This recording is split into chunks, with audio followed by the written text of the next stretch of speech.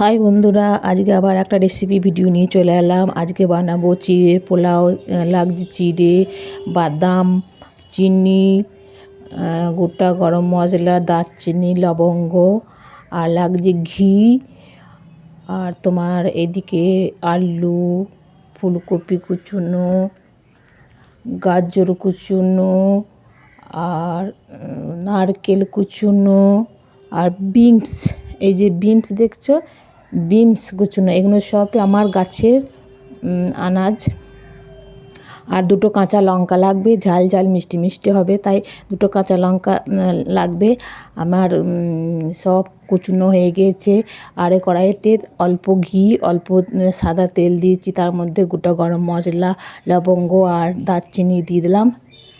তারপর এটা একটু লালচে হবে, তারপর আমি বাদাম দিয়ে দেবো। বাদামটা ভালো করে ভেজে নেবো, খুব লাল করে ভেজে নেবো। তারপর এর মধ্যে দেবো ফুলকপিগুলো লাল লাল করে ভেজে নেবো। তারপরে এর মধ্যে সব আনাজ একে একে দেবো, মানে নারকেল কুচো, গাজর কুচো, তারপরে সব আনাজ, বিনস কুচো, সব দিয়ে নেড়ে চেড়ে এটাকে আমি ঢাকা দেবো। ঢাকা দিয়ে এদিকে ঢাকা দেবো, ঢাকা দিয়ে একটু হলুদ আর একটু নুন দেবো, যাতে একটু সেদ্ধ হয়, আলু গাজর সবজিগুলো একটু সেদ্ধ হয়, তাই একটু ঢাকা দিয়ে দিলাম। তারপর এদিকে আমি চিড়েটা ভালো করে ধুয়ে জলটা ফেলে দিয়ে জল ঝরিয়ে নেব।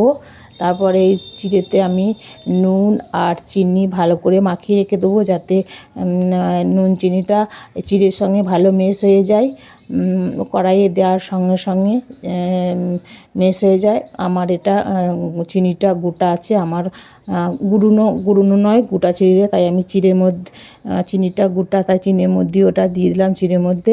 তারপর আমার এদিকে সেদ্ধ হয়ে গেছে, দেখো। এটাকে আমি নেড়ে চেড়ে নেবো, নেড়ে চেড়ে একটু শুকনো শুকনো ভাব হবে। তারপরে এটাতে আমি চিড়ে দিয়ে দেবো, চিড়েটা দিয়ে নাড়তে লাগবো। আর আমার এই ভিডিওটা তোমাদের যদি ভালো লাগে তাহলে একটা করে সাবস্ক্রাইব করে দিও। তারপরে চিড়েটা দিয়ে দিলাম, চিড়েটা দেওয়ার পর হালকা হালকা করে নেড়ে নেবো। তারপরে আমি এর মধ্যে দেবো হালকা একটু ঘি, কড়াই প্রথমে একটু ঘি দিয়েছি, তারপর ওর মুখে আমি একটু ঘি দিয়ে দেবো। ঘি দিয়ে এটাকে আমি নামিয়ে নেবো। আমার চিড়ের পোলাও রেডি। তোমাদের যদি ভিডিওটা ভালো লাগে তাহলে একটা করে শেয়ার করে দিও, সকলেই দেখবে আমার এই রেসিপি ভিডিও। আর দেখো আমার কমপ্লিট কেমন হয়েছে তোমরা বলো কমেন্ট।